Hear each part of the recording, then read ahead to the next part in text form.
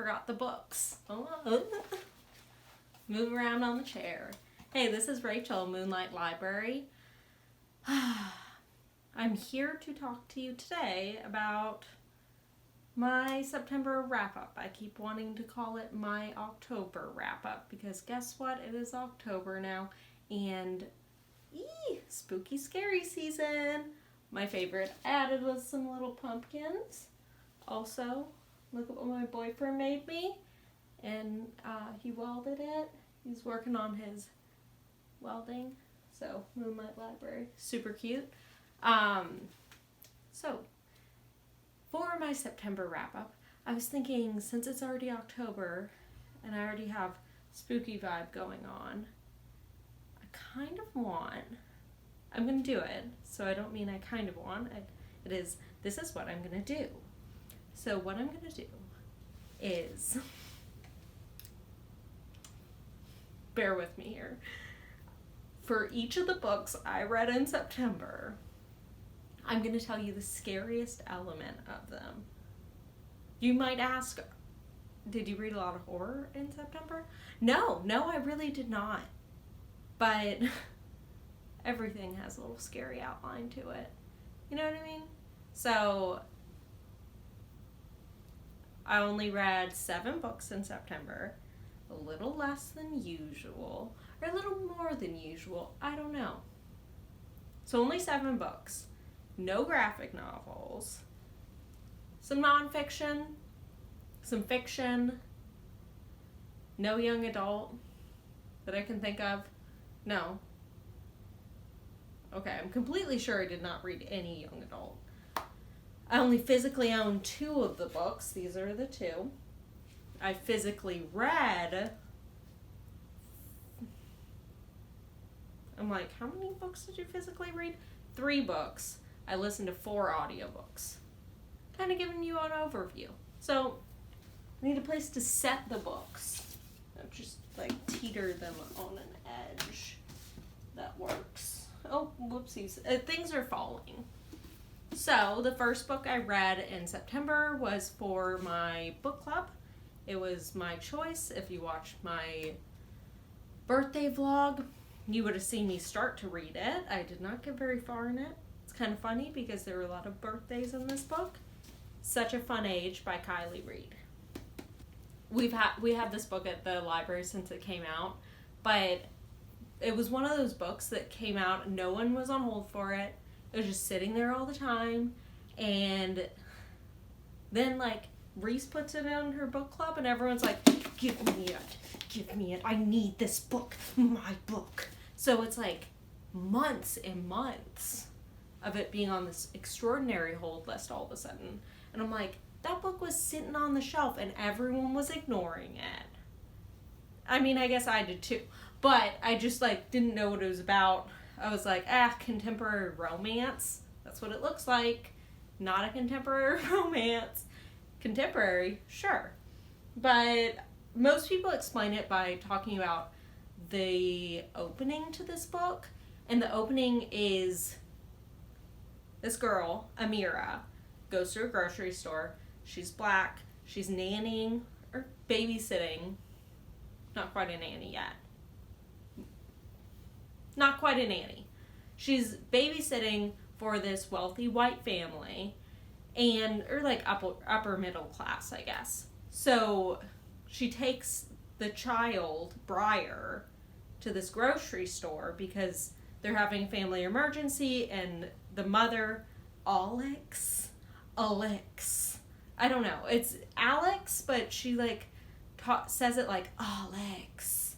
And I'm like, can I just call you Alex? Because it's hard to figure out pronunciation when you're like reading a book. I'm not great at that. She takes Briar to this grocery store. People are like she was just out at a friend's birthday party, so she's kind of dressed up, you know, and she's dancing with Briar in the aisles, and some woman is like, doesn't look like that's her child, and tells the security guard, and they're like, did you like steal this child? She's like, no, like, what the fuck? This is 21st century. get with the times. I didn't steal the fucking child. I'm a babysitter. So everyone's like, that's like, what? You know? That's not really what this book's about. Yes, that happens, but it's more about the aftermath of that, but not even the aftermath of that. It's like weird dynamics between people and like the merging of worlds. Not like fantastical, but like merging of people's lives. It has a lot to do with like performative activism, people thinking they're in the right when they're not in the right, or other people thinking they're in the right when they're not in the right, and everyone's like, I'm the good guy. Well, maybe no one's the good guy.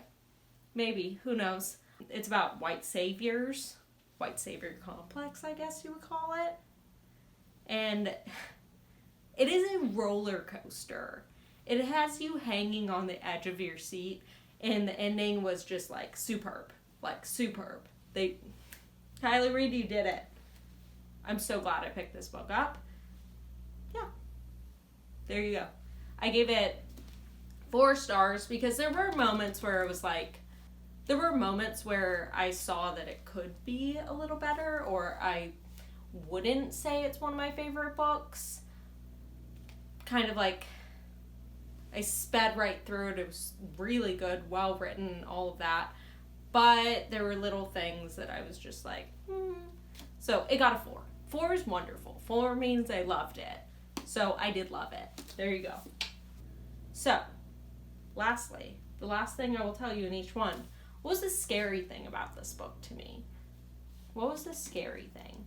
I would say the scariest part of this book is the fact that people still, like, that racism's still a thing, that judgment is still a thing based on your skin color. It's sad. Oh, I'm like, what's my next book that I read? It's not here. Why do you think it's here? I have not read all these books, just so we know. I need to do a bookshelf organization video or something. I'm going to overhaul the whole thing and figure out separating my read from my to be read. Boom. So, number 2. Troublemaker by Leah Remini.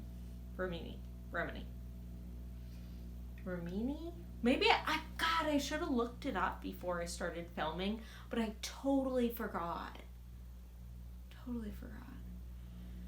So, Troublemaker is Leah Remini's, I'm going to call her Leah, I'm so sorry. Leah's experience in Scientology from the time she was a teenager. I think she was like early teens. Her mother got into it after her parents split up. She started getting into Scientology and kind of brought her daughters along into it. Leah being the wife from King of Queens. Wow. It was so good. I listened to the audiobook for this, and it was narrated by Leah, and she is like a thick Brooklyn accent, or Queens. That's my washer, in case anyone's wondering what that sound is. It's kind of loud. Maybe I shouldn't be in this room for this. Anyways, she has a thick New Yorker accent, and she gives character to it. She is a comedian. She is boom, boom. And like everything was so good about it. I was like, all the inner workings of Scientology, always wanted to know these things. The strangeness with like the celebrity centers, the obsession with fame and all of that. Her like knowing Tom Cruise and hanging out with Tom Cruise and J-Lo and stuff. All very like, I was like, what? But also, you know, she ends up renouncing Scientology, obviously, and she starts talking about Shelley Miscavige. Yeah, Shelley Miscavige, the wife of the leader of Scientology, who has been missing, and like no one's spoken to her in probably like I don't know, I don't remember now. It was like 7 to 13 years. What happened to her?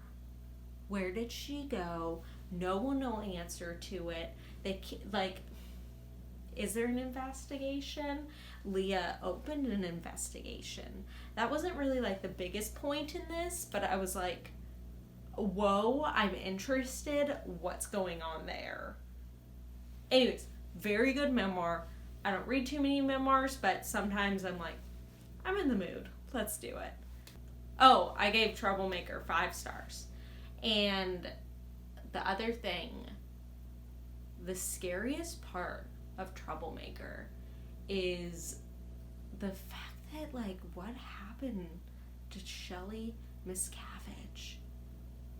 It's kind of scary how, like, a religion can infiltrate your mind to the point where, like, you end up giving away all your money and all this, your stuff, and, like, your freedom, your, you know, the ideas in your head, basically, that a religion can blackmail you. Weird. That's scary. That's scary. How, like, cults brainwash you into thinking a certain way and thinking, like, but maybe we're all thinking wrong. And they're right. I don't know. I've always, like, thought I was the type of person that could be in a cult. Just saying, like, if you have a really good cult, please, like, message me or something, because I'm here willing to listen to your ideas and, like, your cult.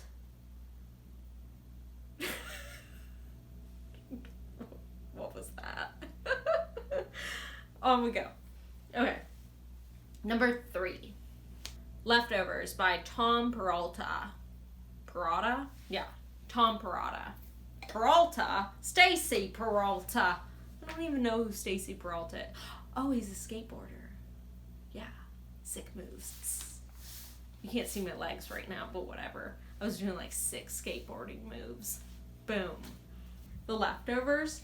So, this show. Oh, what? Oh my god. Justin Theroux is in the show, and oh my god, I love that show. It was on HBO. It was 3 seasons. First season, obviously the best. Obviously number 1. But then, there was no point to the but then. I really loved it. So good, that show, that I was like, I really need to read this book.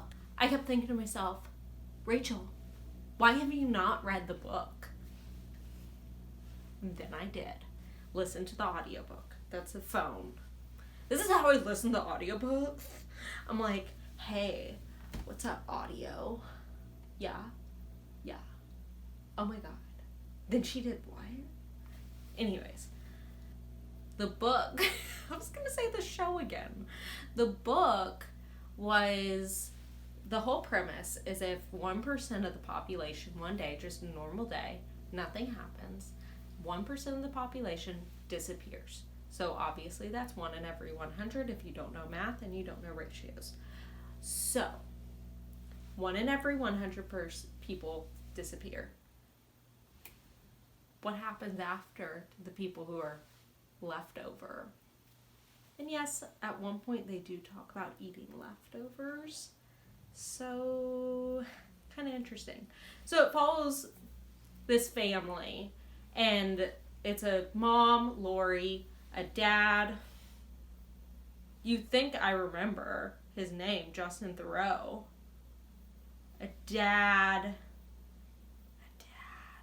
David Duchovny. What? A dad.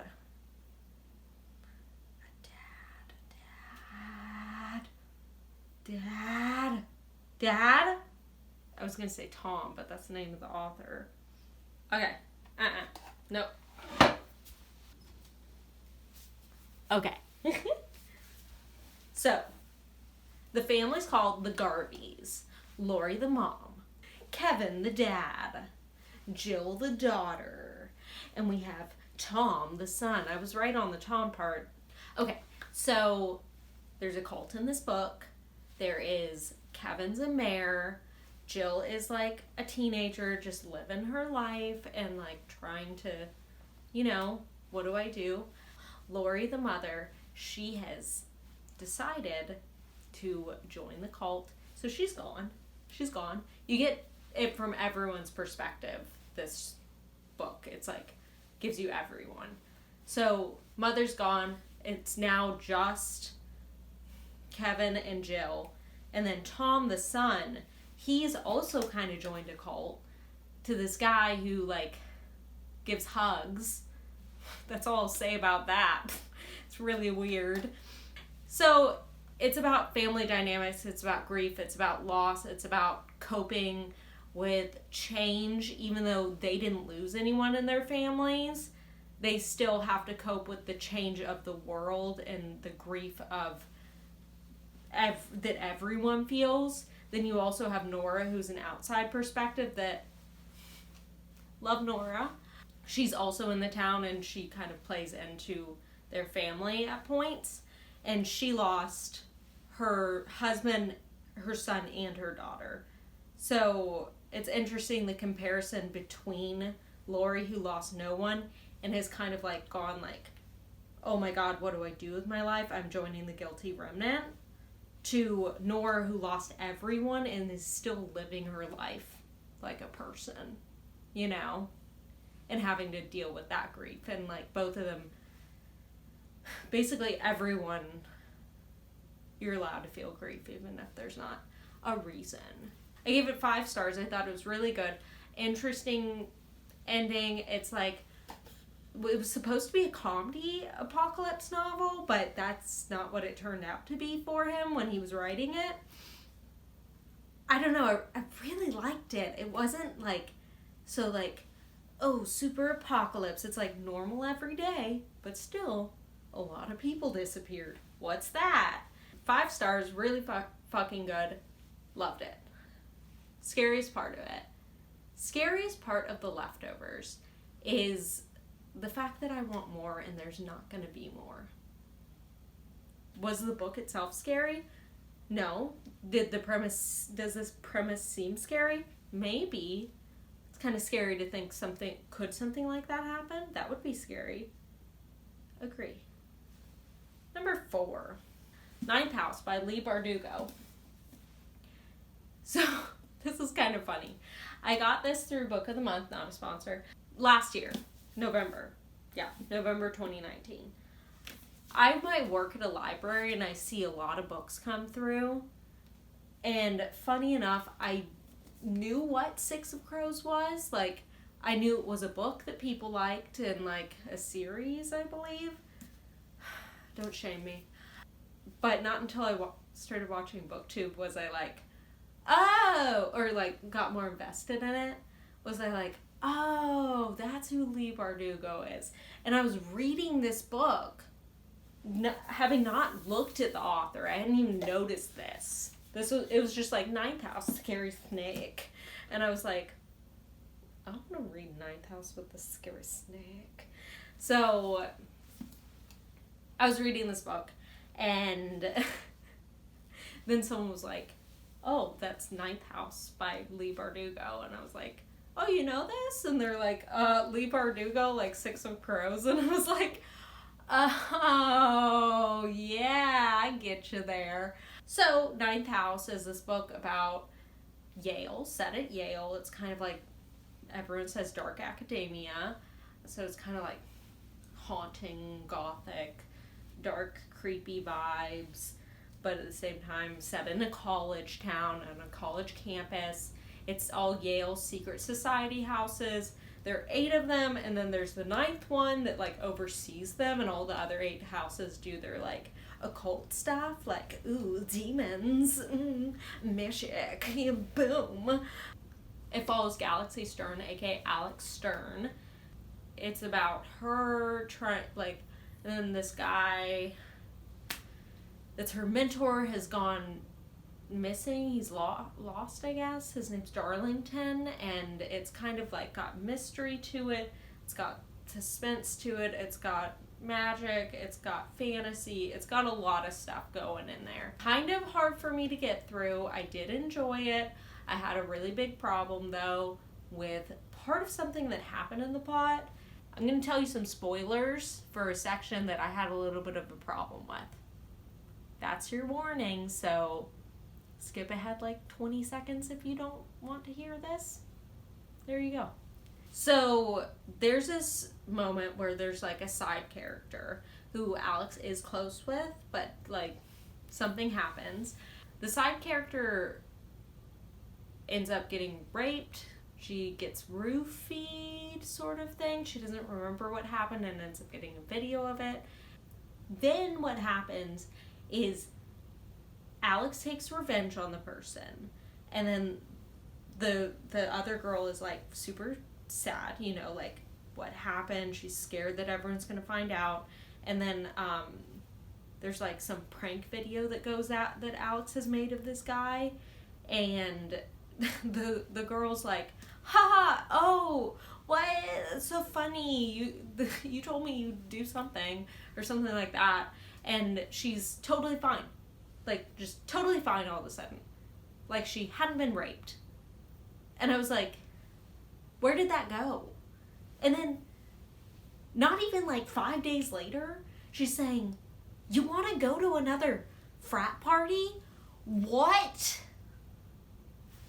Has anyone talked about that? Like, that was weird. It felt, also it was like totally a plot device. Like, I get that he got what, like in the end he got what he got coming to him. Yes. But what the fuck was that? Why was it a plot device like that? And what, no attention to the victim? So that's my 2 cents on that one. Overall, the book had a lot of stuff. I just tried to pretend like that didn't happen, so it didn't really like, I don't know, I wanted to finish it. I ended up giving it a 3. It would have gotten more stars had it not had that thing happen. And maybe I'll try 6 for someday. I would read a sequel to this as long as, like, rape isn't used as a plot device. I don't know. That was a really bad review, sorry. The scariest part of Ninth House is, if we don't talk about the spoiler part that I talked about, the scariest part of Ninth House has to be portals. The next book I read was Fates and Furies by Lauren Groff. This book, listen to the audiobook of it, it was really good. I liked it. I mean, it was written so eloquently. It was poetic, it was lyrical, it set a really beautiful scene. It followed Lotto and Mathilde from the time they were young until they were like older, you know? It's about their marriage, their love, like secrets, yeah, sure. There are strangely kind of twists in there, you know, like things where you're like, wait a second, what? It's basically the story of a marriage, like the portrait of a marriage. Lotto being this like big man on campus. He's like plays Hamlet in the play. He's a wonderful actor. Every girl is like, oh, swoon, you know. Everyone's in love with him. He can get any lady, but he will not commit. He will not commit. But then Mathilde is like, something happened in her childhood that has made her kind of like stone-like. And she's had a lot of like hardship happen to her. And she comes to this party that Lotto's at, and they meet, and then they're like, let's get married. Like, he said that to her. He's like, let's get married, you know? And she's like, ha, yeah. In his perspective, and her, she's like, no. But then 2 weeks later or something, they elope. And it's a story of like, what was that about? Like, all these things. And it was interesting. There was so much going on. And it takes you through both perspectives so well that you really do get a compare and contrast in a way. But it's interesting the way the novel's literally divided down the middle between the two. Instead of being like back and forth, you get this and then you get this. I gave it 4 stars. Scariest part of Fates and Furies has to be secrets inside of marriages. 6th thing I read was another audiobook. I've been audiobook crazy because I'm in grad school. So I'm like, I have a lot of stuff going on. So I'm like, I'm going to keep up like this. Also, I really like listening to audiobooks. So number 6 was Gratitude by Oliver Sacks. Very short. It's a compilation of 4 of his essays that he wrote. They are spanning a couple of years, probably like 2 or 3 years.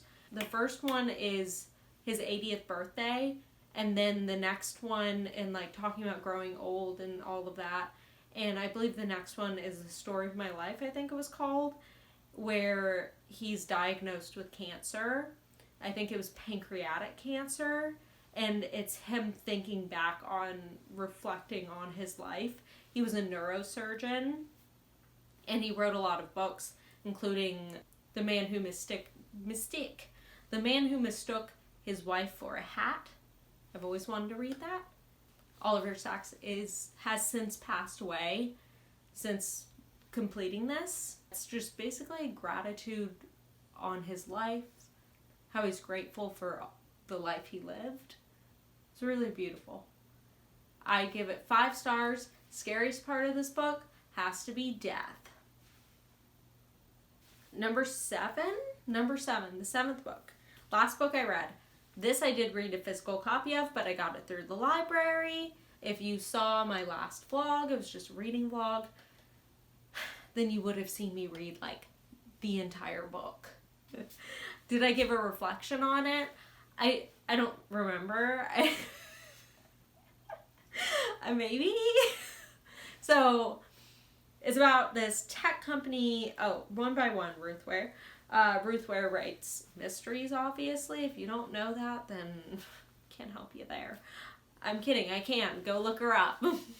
This is the 2nd book I've read by her. The other book was Lying Game. I don't remember what I gave that book. Maybe like 3 stars. It was pretty good. I enjoyed it. It was an audiobook. Blah, blah, blah. So One by One. Tech company goes to a ski chalet to stay for the weekend or a couple of days. There's a lot of drama going on with them. There's one unexpected guest that's one of our narrators. That's Liz. And then the other narrator is one of the employees at the chalet, which there are only 2 of them. So Aaron. You get dual perspectives going back and forth. I'm kind of talking about the tech company. There's a lot of business lingo in this one. But obviously an avalanche happens. And people start getting picked off one by one. Pretty interesting. I definitely called it. I messaged my friend and was like, this is who I think it is. And this is what I think. But afterwards it's like, yeah, I got that right. But I did doubt myself quite often. Also, I'm okay with calling an ending for a mystery book. Is that normal? I don't know. I'm okay with it because I'm like, how's it gonna get there? Also, I doubt myself a lot. I'm a big self-doubter. I'm like, no, that can't be it. No, that can't be it. So, I don't know. I liked it. I thought it was interesting. I thought there was a lot of whodunit stuff in there. I do want to read Turn of the Key. Looks really good. I keep hearing good things about it. I want to read more mysteries. I don't read many mysteries. I gave it 4 stars. Good book. What was the scariest part of that book to me? Scariest part of that book has to be being suffocated by snow. Because, obviously they talk about stuff like that, avalanche, that's scary. Does that give anything away about the book? No, not at all. Not at all. Not at all. You might think you're giving stuff away. I'm not. I'm really not. Is it giving away stuff that I'm saying that I wasn't giving stuff away? You'll never know. So that's the total of what I read. 7 books. I gave you my scary thoughts. I gave you my, I don't know, thoughts. I gave you my, I'm not okay with that thoughts. That's it. I have pumpkins. And you'll see me again soon for my next video where who knows what it'll be about because I'll come up with it on the spot. Okay. Thanks for coming and watching this extremely long video where I talk about a lot of books and I feel like I went into a lot of detail. I went there. Hopefully it's not too rambly. Have a good day.